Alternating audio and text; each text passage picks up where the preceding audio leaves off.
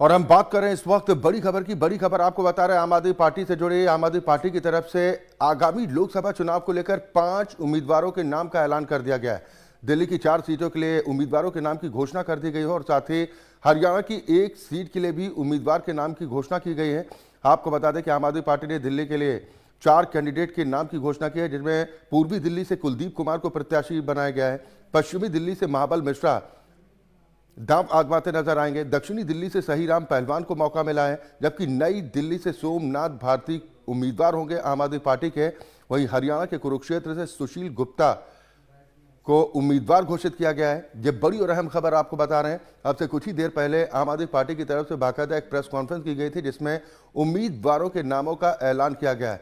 नितिन धीमान हमारे संवाददाता इस पर ज्यादा चर्चा और बातचीत के साथ जुड़ गए हैं। नितिन, पीएसी की बैठक शुरू होने से पहले ही उम्मीदवारों के नाम की घोषणा कर दी गई है, यानी आम आदमी पार्टी पूरी मुस्तैदी के साथ आगामी लोकसभा चुनाव को लेकर डट चुकी है।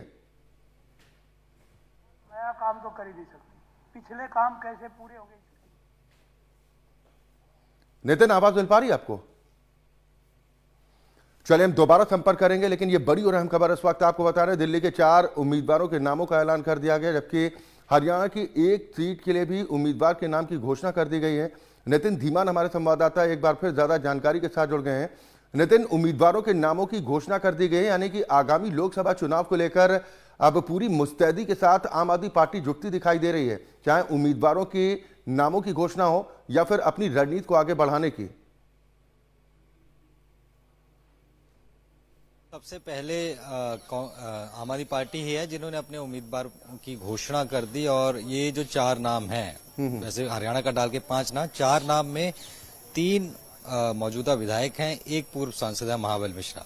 और अगर हम हरियाणा की बात करें तो जिस तरीके से क्योंकि प्रदेशाध्यक्ष भी हैं सुशील गुप्ता और लगे हुए थे यात्राओं में, और इस बार राज्यसभा जब दोबारा नहीं भेजा गया तो कयास लग रहे थे कि उनको लोकसभा लड़ाया जा सकता है। लेकिन पहले कयास लग रहे थे कि हो सकता है फरीदाबाद से लड़ें या जो दिल्ली के साथ लगते हुए इलाके हैं गुरुग्राम से लड़ें, वहां से लड़ सकते हैं। लेकिन कुरुक्षेत्र, क्योंकि जब कांग्रेस के साथ बार्गेन करके कुरुक्षेत्र टिकट मिली है तो अब वहां से वो जा रहे हैं और उनसे भी बात करने की कोशिश की जाएगी थोड़ी देर बाद। दूसरी बात, इसमें जो 3 नाम हैं, कुलदीप कुमार पूर्वी दिल्ली से, पश्चिमी दिल्ली से महाबल मिश्रा, दक्षिणी दिल्ली से सहीराम पहलवान और नई दिल्ली से सोमनाथ भारती, तीनों ही मौजूदा एमएलएज हैं। और जब अंदर प्रेस कॉन्फ्रेंस हो रही थी आतिशी, संदीप पाठक और गोपाल राय की, तब उनकी तरफ से कहा जा रहा था कि ये तीनों एमएलएज को इसलिए टिकट दिया गया क्योंकि जनता से जुड़े हुए हैं और लगातार इलाके में इनकी पैठ है और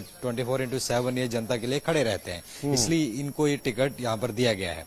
बाकी अभी जो 3 सीटें बची हैं उन पर कांग्रेस अपने उम्मीदवार का ऐलान करेगी। और पंजाब की में क्योंकि 13 की 13 पर खुद ही लड़ रहे हैं, हमारी पार्टी कोई गठबंधन वहां नहीं है, तो बड़ी जल्दी वहां की सीटों का भी ऐलान कर दिया जाएगा।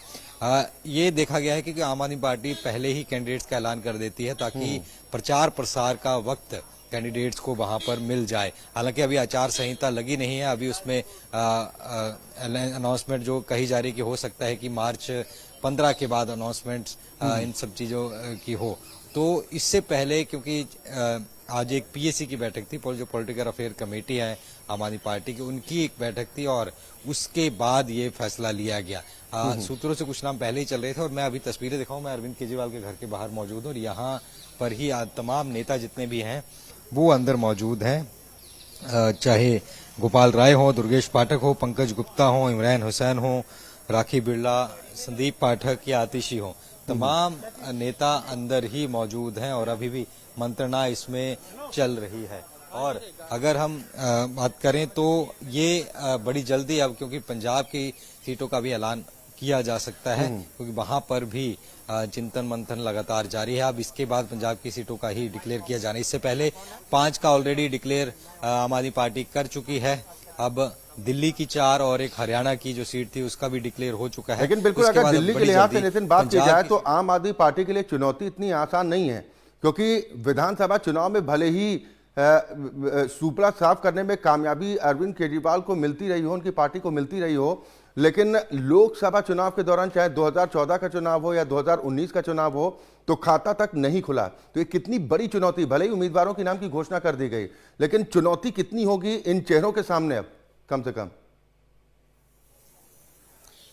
देखिए, दो बातें हैं। एक तो क्योंकि लोकसभा चुनाव में पीएम चेहरा लोग देखते हैं, तो पीएम चेहरा कौन होगा मोदी के सामने, बड़ी बात है, चुनौती है। दूसरी बात, जो वोट बंट जाता था, कुछ कांग्रेस में जाता था, कुछ आम आदमी पार्टी में, कुछ न्यूट्रल वोट था।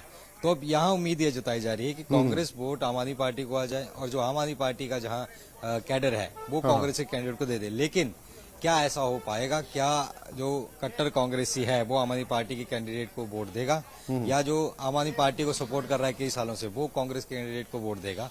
ये इसमें बड़ी चुनौती है। ये पूछा गया था कि क्या ऐसे में जो काडर है या जो कार्यकर्ता हैं उनका समन्वय कैसे बने, उसके लिए कोई बैठक की जाएगी।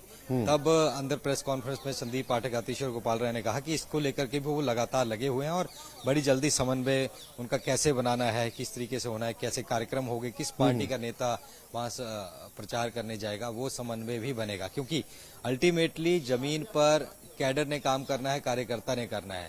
जो कट्टर कांग्रेसी है वो कैसे आम आदमी पार्टी को सपोर्ट करेगा, ये देखने वाली बात होगी। जो आम आदमी पार्टी का है वो कैसे कांग्रेस को चले, यानी कि अभी चुनौतियों का अंबार है, उन चुनौतियों से पार पाना, इसको लेकर रणनीति भी लगातार अख्तियार की जा रही है। बड़ी खबर पर आप नजर बनाए रखिए नितिन, लगातार हम इस पर चर्चा करेंगे।